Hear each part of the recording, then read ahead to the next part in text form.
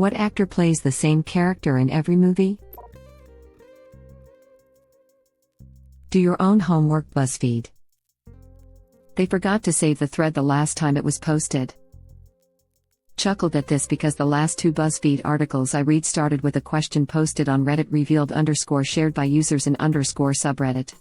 I had even followed the original subreddit and the points were screenshots of the thread. Hey, I wonder if BuzzFeed is hiring. Steven Seagal. Plot twist, he ain't acting. From everything, I've heard he's pretending to be a tough guy. Pretty sure any Steven Seagal movie can be summarized as, delete as appropriate. Steven Seagal plays a half Native American/monk, spiritualist, ex-Navy SEAL/CIA operative, detective, whose wife, daughter, sister, neighbor, is killed, kidnapped, blackmailed by the mob, CIA renegades, terrorists, oil companies. They thought they had won, but this time he's back and this time it's personal. Original poster replies, yep. Arrogant jerk is a character. I worked with him on my first movie, The Onion Movie. He was asked to play a character called the Man-Puncher, an action hero who defeats bad guys by, you guessed it, punching them in the man. He said he'd agree to do the movie on 2 conditions, that they write him a soliloquy where he talks about the importance of nonviolence, and that he be surrounded by a bevy of models at all time. The director's response? Yes. He was indeed awful to work with, late to arrive to the set and impatient with the crew when he was there. When it came time for me to do my coverage, the part of our scene where I'm talking to him but the camera is only on me, he decided to take a break, and they had to have someone stand in as him for me to talk to. That ended up being a relief, because the stand-in was more present than Seagal was. Anyway, I actually enjoyed the experience, because it was my first movie and I thought all my future co-stars will be better than this. Man, I effing live for Steven Seagal stories. By all accounts, the man is a rainbow-colored selection of buttholes. My favorite will always be Rob Schneider's story on YouTube. Or him taking credit for Anderson Silva, a legend in MMA, claiming he taught him moves that won him a big fight. Then Jean Lee Bell came out of the woodwork to just tarnish the guy on social media. Have you seen the Steven Seagal AMA here on Reddit? He basically gets torn a new butthole. Worth the read. John Wayne. Welcome to the first Thanksgiving, Pilgrim. I'm Genghis Khan, Pilgrim. There's something about that scene that makes me laugh a lot. Happy Thanksgiving, Pilgrims. Michelle Rodriguez. Michelle Rodriguez as Angry Tank Top.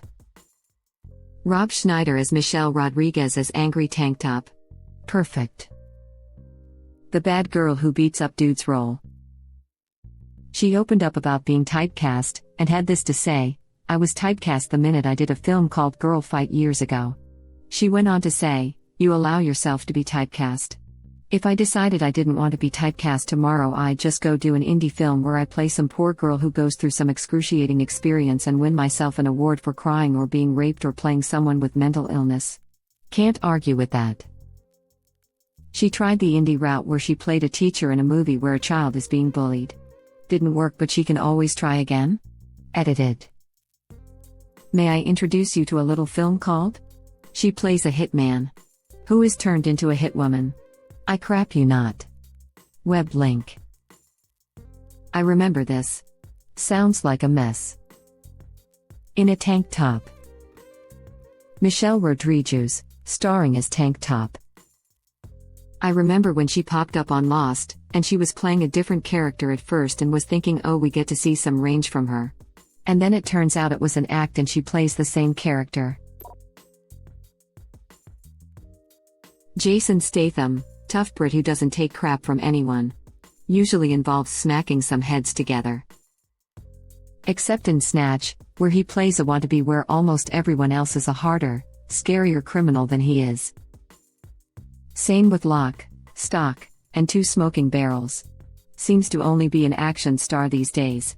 I liked him better back then. Guy Ritchie needs to make him a new movie. At least he can make fun of himself. See Spy. Kevin Hart. Literally every movie. I like that movie where Kevin Hart played his Kevin Hart character and Will Ferrell played his Will Ferrell character. Better yet, have Face Off 2 where Kevin Hart has to play Will Ferrell and Will Ferrell has to play Kevin Hart. Don't even change the skin color, just have everyone wonder why Will Ferrell's character is walking around with blackface. Together with Dwayne. I love the commercial where the guy asks Kevin Hart, "Why are you shouting?" And Kevin Hart replies, "Because I'm Kevin Hart. That's what I do." Yeah, which is why I'm so mad he was cast as Roland in the Borderlands movie, god-awful choice. Cate Blanchett as Lilith? I understood. Jamie Lee Curtis as Tanis? Yep, checks out. Jack Black as Claptrap? We'll see how that turns out, I guess. But Kevin effing Hart as Roland? Not for a minute is this going to be good. Should've gone with Lance Reddick, or even effing Andre Braugher, just anyone with an air of authority about them. But Kevin effing Hart. You got to be kidding me. A few of my friends were talking about some other castings that would work. We said Dave Bautista is the perfect choice for Brick. Like 100%, spot on. Then we came up with a few out there choices, Johnny Depp for Mordecai, and, go with me on this, Jim Carrey for Handsome Jack. Idris Elba could kill it as Roland as well in my opinion. He has the air of authority but can do humor really well when needed. He doesn't have much luck with characters by that name. I still think Dennis from Always Sunny would be a good Jack. I'm with ya on other choices. In the past 10 years worth of films, Liam Neeson. He has a very particular set of skills. I've heard he's trying to get into comedy. Knock knock. Who's there? As I've said before, I have full-blown AIDS. I can't even say full-blown AIDS without laughing. God knows how they made it through that scene. He doesn't appear to have those particular skills. Let's do some improvisational comedy. Now. Opens door. We're closed. I think the store has to be open for the joke to work. I appear to have contracted AIDS. From a well-known homosexual actor. Very similar, Jason Statham. I saw an ad for his new film, Wrath of Man, where he plays a guy who shoots people unapologetically and drives fast. That's a way different story than the Transporter series, The Expendables, or War, where he drives fast and then shoots people unapologetically. After the death of his wife in 2009 he said that these actions movies was the only kind of movies that he was comfortable with, but now 10 years later he said he is done with these movies and he just did, Made in Italy. Incidentally, one movie where he's a rather different character, Love, actually, he's a recently widowed stepfather. And a brilliant one at that. Yes, a family member dies in his family and then he goes on a effing crusade. He was actually on a crusade in Kingdom of Heaven. Oh look. It's Liam Neeson starring as Liam Neeson in Liam Neeson movie. Danny Trejo. Don't get me wrong, I think he bring a lot to pretty much anything I've seen him in, but he is always that bad guy who gets killed. But damn had he had some cool action sequences. I heard him on Fresh Air a while back. He said a reporter asked him, "Why do you think you always get cast as the big Chicano dude with tattoos?" His response was, "Because I am the big Chicano dude with tattoos." Edit, if you're going to post that he's 5'6" or whatever, about 50 people have beaten you to it. Also, I once read he wanted to teach kids that the bad mofo that does bad things always gets killed. I wonder if he only takes bad guy roles if they get killed. Would be an interesting moral choice. Yes, that's exactly it. I believe it's from the same Fresh Air interview he says that, he only plays bad guys if they meet an ignominious end during the course of the film. It's probably part of his contract, like you want me to be the bad guy? Well then I got to die too. Danny Trejo does not do his own stunts because he says, "I don't want to risk 80 people's jobs just so I can say I have big nuts." How can you not love this guy? Trejo is a wholesome son of a bitch. He was a keynote speaker at my big sister's NA meeting 5 years ago. Genuinely nice dude, but he lived through some crap, man. Have you seen his Instagram? It's literally just taco memes he made. I need this in my life. There's also a really wholesome video he did last summer, where he shows off his Animal Crossing island. That's something someone with big nuts would say. He's also Enrique on King of the Hill, and his character is kind of a milquetoast normal guy. Although obviously King of the Hill is an animated show. Octavio is closer to your standard Danny Trejo role, although Octavio is voiced by Mike Judge doing a Danny Trejo impression. Mr. Diaz. Can't say I've seen anything from Danny Trejo, apart from B99 where he's a really cool and understanding dad. I like the complexity of him playing a dad who was a bigot being confronted by his daughter directly and coming to terms that his worldview was flawed and coming back to apologize and reconcile with her. He played it very well. Rebel Wilson. It'll be interesting to see what kind of role she gets after all that weight loss. Fit Amy? Yeah, put me down for cardio. I think she's the host of a dog show. She used to be a junior handler and showed dogs, beagles I think, as a young child, so she knows what's up. Vin Diesel. His full name is Vehicle Identification Number Diesel. I am Groot. Whoa. Language. The acorns on this one. Kevin Hart and The Rock.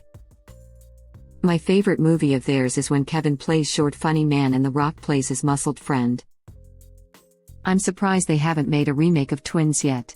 They could even have Arnold and Danny DeVito make cameo appearances. An idea is born. I can imagine The Rock getting all excited and running into Kevin Hart's home office, and Kevin just listening with a stern look on his face before saying, "You want me to be DeVito?" Part of the reason the new Jumanji was kind of hilarious. The Rock playing a dweeb stuck in The Rock's body was a refreshing change of pace. Kevin Hart was supposed to be playing a jock but pretty much just played himself. He did a better job in the sequel playing an old man, but Jack Black steals the show in both. For sure. But we already knew that Jack Black has range, but to the writer who came up with the idea of making him a valley girl, thank you. Jack Black is a valley girl discovering how penises work. Martha, come and look at my penis, no thanks. It's insane, I'm not Instagramming this right now. Yeah, I actually really thought Jumanji was solid proof that The Rock could act like someone else and Kevin Hart cannot. Jack Black totally stole the show though. The second one was even better, when The Rock had to play Danny DeVito. Watched it last night. Went in with very low expectations, but I was pleasantly surprised. Even Kevin Hart playing the super nice old fella was hilarious. Charlie Day.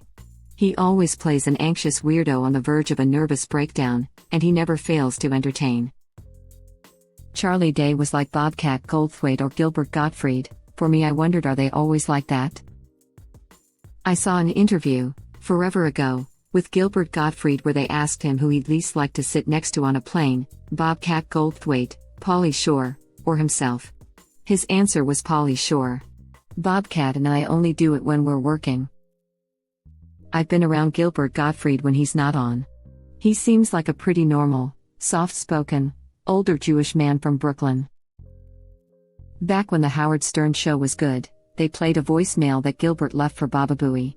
He was using his normal voice to discuss an upcoming appearance. It was quite odd to hear for the first time. I had the inverse experience listening to a recording of a live show of AC/DC, and after the song the lead singer, I don't know enough about AC/DC to know which vocalist is which, starts just talking to the audience, and I realized, oh, I guess that's just his voice, not a singing affectation. Brian Johnson. He was the one with the high-pitched, toad-like singing voice. Bon Scott's voice wasn't that weird.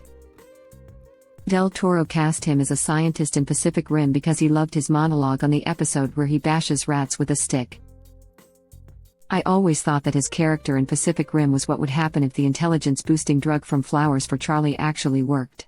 Instead, we got a machine that allows spiders to talk to cats. Sometimes I forget that IASIP was a thing for them as actors, as I cannot separate him and the others from the show. He did play it more straightforward in the sequel to Pacific Rim.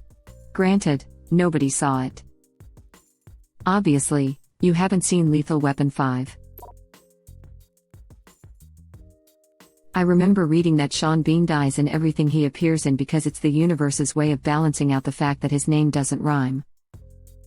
No buttholes here, it's balancing out his role in Sharp. He goes gallivanting across Spain and France, stabbing French men and shagging every woman between Lisbon and Paris. He survived being shot about 1,000 times, and so now, to balance things out, he dies about 1 hour into every film he's in.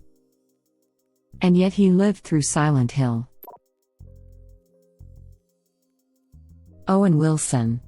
Always laid back, suave, funny, but not overly so, can diffuse any tense situation. Wow.